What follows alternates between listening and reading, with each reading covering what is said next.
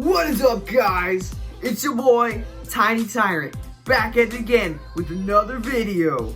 And this one's gonna be great, guys, because it's about the North Pacific Fish Wars. And this is out of my own personal interest and definitely not because of school, okay? Definitely, definitely. Now, before we dive into this topic, I want to clarify that this is not Star Wars reenacted by fish. As awesome as that would be, this is much more awesome. Fisherman's drama! Okay, well, not that awesome, but... well, in the sense, well, it's awesome to be interested in. Let's get started from the beginning. The problem began when the Washington state government passed a law that caused only certain amounts of fish to be caught per person. This was done to prevent driving the fish to extinction. As reasonable as that might seem, this actually caused a lot of tension between commercial fishermen and Native American tribes. You see, the Native American tribes thrived off of these fish, so they already felt as if they were competing for resources.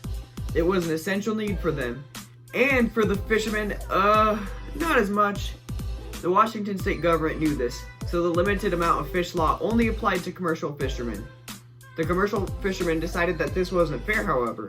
If they had to be limited to a certain amount of fish, then why didn't the tribes? Made the law a little useless if the Native American tribes could drive the fish to extinction if they wanted to, right? The tension escalated when the Native American tribes brought up a treaty that had been signed by the Washington government in 1850, 100 years prior! This treaty was complicated, but in a nutshell, it allowed for the Native American tribes to be able to fish in peace, without interference or other bargains attached.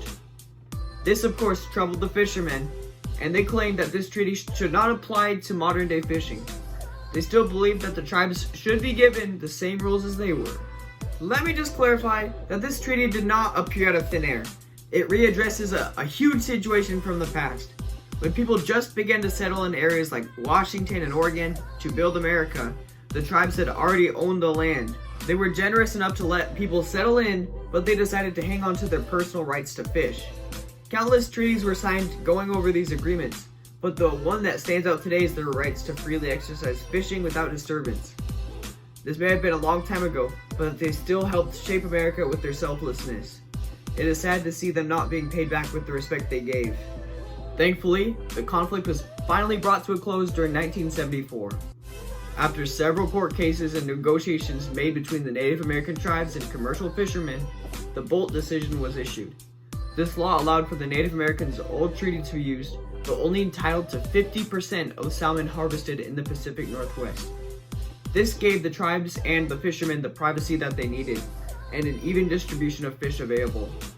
This closed the case on the conflict, and everyone was successfully advocated for. Yippee! This is just an amazing story, guys, because usually problems involving different cultures mixing up and government never end well.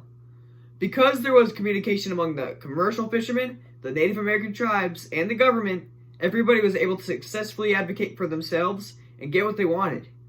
This story is a perfect example for our future, because you already know we're going to be running into more problems like this. Communicate, people! Thanks for watching. Tiny Tyrant out!